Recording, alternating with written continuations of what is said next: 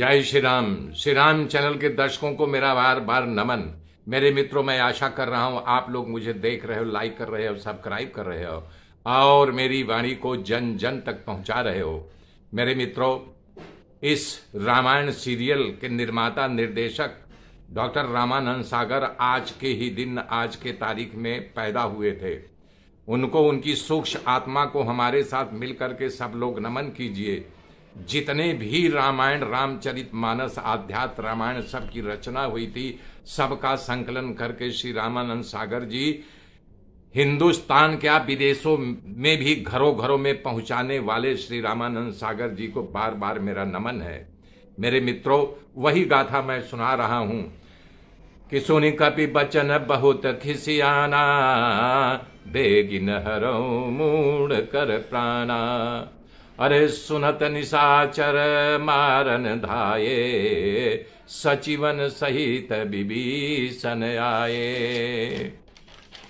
जब हनुमान जी खिसिया गया, तब हनुमान जी को एक बात याद आ गई कि जब वो अशोक वृक्ष के ऊपर बैठे थे तो इसी प्रकार से रावण ने तलवार उठा लिया था मारने के लिए। तब वहां पर मंदोदरी उनका हाथ पकड़ ली थी कि बोले नहीं, आप एक स्त्री को मारोगे, अबला को।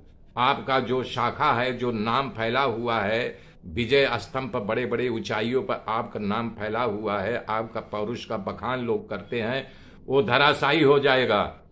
तब हनुमान जी रुक गए। नहीं, हनुमान जी बोल रहे हैं कि मैं वहां कूदना चाहता था रावण को बचाने के लिए, सीता जी को, लेकिन धन्य है प्रभु श्री राम जी, जिसके हृदय में प्रभु श्री राम जी का चरण कमल है तो उसको ऐसे ही बचाते हैं। वहां विभीषण आ गया जबकि वो आज्ञा दे चुका था। तब विभीषण आज कहता है, नाय शीस करि विनय बहुता, और नीति विरोधन मारिय दूता। आन दंड कछु करई गोसाई, और सब ही कहा मंत्र बल भाई। ए सुनत बिहसी बोला दस कंधर, अंग भंग कर पठई बंदर। विभीषण वहां आकर के प्रणाम करता है कि भैया आपके चरणों में मेरा साष्टांग प्रणाम, कि ये बताइए कि किसने कहा है कि दूत को मारना चाहिए। भैया, मैं एक उदाहरण देना चाहता हूं आप सबको कि अगर कोई पोस्टमैन एक चिट्ठी लेकर के आए और आप पढ़े लिखे नहीं हैं तो पोस्टमैन से बोले, भैया जरा मुझे बाँच करके सुनाइए इस चिट्ठी में क्या लिखा गया है। तो जब पोस्टमैन चिट्ठी खोल करके पढ़ने लगा तो उसमें मान लो 1000 गाली आपके प्रति लिखी गई है। अब वो तो पढ़ रहा है तुम्हारी माँ की, तुम्हारी बहन, जितनी गंदी गंदी गालियां हैं, तो क्या आप पोस्टमैन को डंडा उठा करके उसका सर तोड़ दोगे? नहीं न, उसमें पोस्टमैन की कोई गलती नहीं है। इसी प्रकार से विभीषण अपने भाई रावण को समझा रहे हैं, भैया इसका कोई दोष नहीं, तो उसका संदेश लेकर के आपके पास आया है, ये नीति के विरुद्ध है। जब नीति बात कही तो सभा में जितने निशाचर बैठे हुए थे सब ने विभीषण का अनुमोदन किया कि नहीं, विभीषण जी सत्य कह रहे हैं, विभीषण जी सत्य कह रहे हैं। तो रावण जब सुना तो बोला नहीं, तो सही सही बात बोल गया। तो आन दंड कछु करिय गोसाई, और सब ही कहा मंत्र भल भाई। और सुनत बिहसी बोला दस कंधर, अंग भंग कर पठइए बंदर। बोल रहे हैं कि विभीषण जी के बात जब सुन लिए सब ने एक स्वर बोला कि नहीं, सही बोल रहे हैं, दूत को नहीं मारना चाहिए, इसका कुछ अंग भंग कर दो। तब रावण जब ऐसा बोला तो हनुमान जी 1 मिनट के लिए विचलित हो गए। क्यों विचलित हो गए?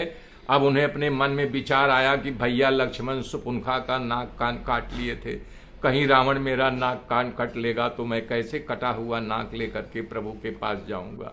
इतना उनके मन में विचार आया तो उन्होंने धीरे से अपनी पूंछ पीछे उठा करके कंधे के पास करके और पीछे देखने लगे। एक बार किए, फिर दोबारा कर लिए। वो विचार कर रहे हैं कि अब क्या करूं, कैसे बचूं भगवान। फिर पूंछ किए, तब तक रावण देख गया। तब वो कर रहा, हा, बंदरों की पूंछ पर इनकी बड़ी ममता होती है। एक काम करो, इसका कुछ अंग भंग नहीं करो, इसकी पूंछिए जला दो, ये कटी हुई पूंछ को लेकर के जाएगा।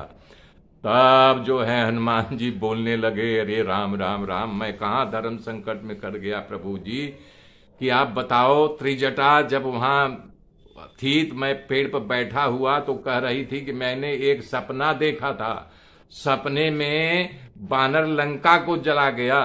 तो मैं जब सुन रहा था बोला ये कैसा इसका सपना सपना ही होता, मैं कहाँ माचिस पाऊंगा, कहाँ कैसे आग कहाँ पाऊंगा, लंका को कैसे जलाऊंगा।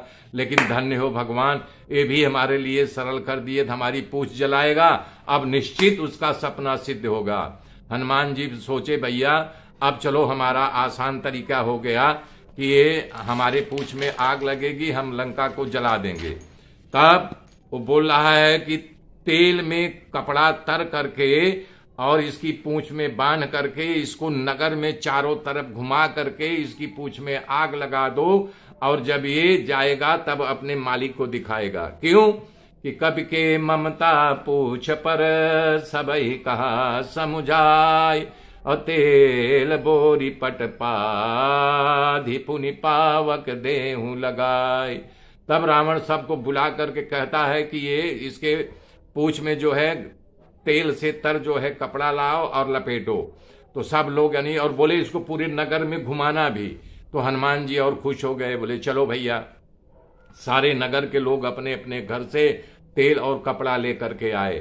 तो वहां तेल कपड़े से बोर बोर के बांध रहे। हनुमान जी लीला कर रहे हैं कि जब बांध ले तो अपनी पूछ बढ़ा दे, जब वो तेल में डुबो के बढ़ाएं तब हनुमान जी अपनी पूछ पीछे और घिसका दे। ऐसे ऐसे रहान नगर बसन घृत तेला।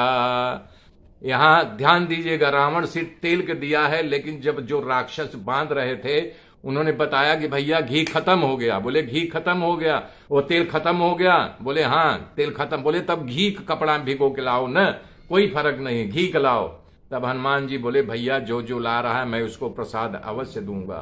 तब बोल रहे हैं अब तो घी और तेल दोनों खत्म हो गया। तब हनुमान जी को पकड़ करके रस्सी में बांध करके ढोल बजाते हुए हनुमान जी को लातों घूसों मारते हुए घसीटते हुए लेके जा रहे हैं। अब हनुमान जी सबको देख रहे हैं कि अच्छा बेटा ये घर है, तेरे घर से घी तेल आया था, तेरा ये घर है, तेरे घर से तेल घी आया था, कपड़ा आया था, मैं अभी प्रसाद देता हूं। जब उनकी पूछ तो लंबी थी, हनुमान जी भी लंबे थे, तब वो निमुकना मतलब एकदम धरती से चिटक जाना। बंदरों का स्वभाव होता है जब उनको छलांग मारना होता है तो धरती से चिटक जाते हैं, सारी शक्ति अपने सारे पंजों में ला लेते हैं, सारा शरीर केंद्रित करके जब वहां छलांग मारते हैं तो जिस स्थान पे पहुंचना चाहते हैं उस स्थान में पहुंच जाते हैं। मेरे मित्रों, आगे की गाथा कल जोड़ूंगा। जय श्री राम, जय श्री राम।